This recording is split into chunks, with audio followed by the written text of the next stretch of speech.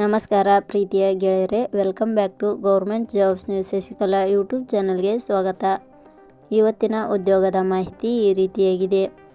ಆಧಾರ್ ಸೇವಾ ಕೇಂದ್ರ ಇಲಾಖೆ ನೇಮಕಾತಿ 2026 ಇಲಾಖೆಯಲ್ಲಿ ಖಾಲಿ ಇರುವ ಆಪರೇಟರ್ ಹಾಗೂ ಮೇಲ್ವಿಚಾರಕ ಹುದ್ದೆಗಳಿಗೆ 10ನೇ ತರಗತಿ, ದ್ವಿತೀಯ PUC, ITI, ಡಿಪ್ಲೊಮಾ ಶೈಕ್ಷಣಿಕ ಅರ್ಹತೆ ಪಡೆದ ಕರ್ನಾಟಕದ ಪುರುಷ ಹಾಗೂ ಮಹಿಳಾ ಅಭ್ಯರ್ಥಿಗಳಿಂದ ಹುದ್ದೆಗಳಿಗೆ ಆನ್ಲೈನ್ ಮೂಲಕ ಅರ್ಜಿಗಳನ್ನು ಆಹ್ವಾನಿಸಲಾಗಿದೆ.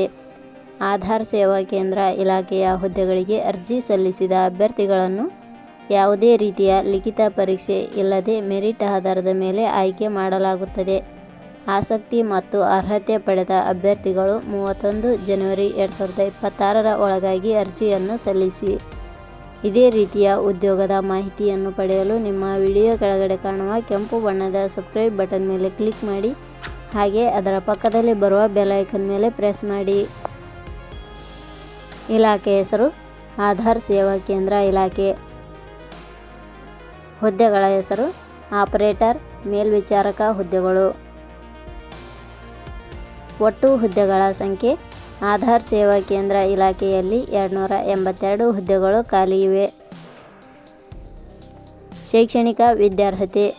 ಹುದ್ದೆಗಳಿಗೆ ಅರ್ಜಿ ಸಲ್ಲಿಸಲು ಬಯಸುವ ಅಭ್ಯರ್ಥಿಗಳು ಮಾನ್ಯತೆ ಪಡೆದ ವಿಶ್ವವಿದ್ಯಾಲಯದಿಂದ 10ನೇ ತರಗತಿ, ದ್ವಿತೀಯ PUC, ITI, ಡಿಪ್ಲೊಮಾ ಶೈಕ್ಷಣಿಕ ಅರ್ಹತೆ ಪಡೆದಿರಬೇಕು.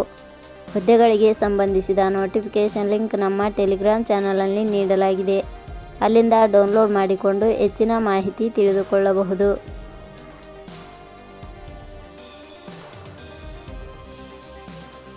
ವಯೋಮಿತಿ. ಹುದ್ದೆಗಳಿಗೆ ಅನುಗುಣವಾಗಿ ಕನಿಷ್ಠ 18 ವರ್ಷ, ಗರಿಷ್ಠ 35 ವರ್ಷ ನಿಗದಿಪಡಿಸಲಾಗಿದೆ. ವಯೋಮಿತಿ ಸಡಿಲಿಕೆ ವಿವರಣೆ. ಆಧಾರ್ ಸೇವಾ ಕೇಂದ್ರ ಇಲಾಖೆಯ ನಿಯಮಗಳ ಅನುಸಾರ ವಯೋಮಿತಿಯಲ್ಲಿ ಸಡಿಲಿಕೆ ಇರುತ್ತದೆ. ವೇತನ ಶ್ರೇಣಿ. ಆಯ್ಕೆಯಾದ ಅಭ್ಯರ್ಥಿಗಳಿಗೆ ಇಲಾಖೆಯ ನಿಯಮಗಳ ಅನುಸಾರ ಮಾಸಿಕವಾಗಿ ವೇತನ ಶ್ರೇಣಿ ಇರುತ್ತದೆ. ಅರ್ಜಿ ಸಲ್ಲಿಸುವ ವಿಧಾನ. ಹುದ್ದೆಗಳಿಗೆ ಅರ್ಜಿ ಸಲ್ಲಿಸಲು ಬಯಸುವವರು www.jobsexplain.com ವೆಬ್ಸೈಟ್ಗೆ ಭೇಟಿ ನೀಡಿ ಅರ್ಜಿ ಸಲ್ಲಿಸಬೇಕು. ಆಯ್ಕೆಯ ವಿಧಾನ. ಹುದ್ದೆಗಳಿಗೆ ಅರ್ಜಿ ಸಲ್ಲಿಸಿದ ಅಭ್ಯರ್ಥಿಗಳನ್ನು ಇಲಾಖೆಯ ನಿಯಮಗಳ ಅನುಸಾರ ಸಂದರ್ಶನದ ಆಧಾರದ ಮೇಲೆ ಆಯ್ಕೆ ಮಾಡಲಾಗುತ್ತದೆ. ಅರ್ಜಿ ಶುಲ್ಕ. ಇಲ್ಲಿ ಯಾವುದೇ ರೀತಿಯಾದ ಅರ್ಜಿ ಶುಲ್ಕಗಳು ಇರುವುದಿಲ್ಲ. ಉದ್ಯೋಗದ ಸ್ಥಳ ಕರ್ನಾಟಕ. ಪ್ರಮುಖ ದಿನಾಂಕಗಳು.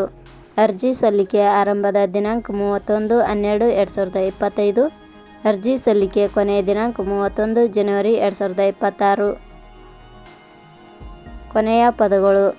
ನಾವು ನೀಡಿರುವ ಈ ಉದ್ಯೋಗದ ಮಾಹಿತಿ ಇಷ್ಟವಾಗಿದ್ದರೆ ಮಾಹಿತಿಯನ್ನು ಎಲ್ಲರಿಗೂ ಶೇರ್ ಮಾಡಿ. ಧನ್ಯವಾದಗಳು.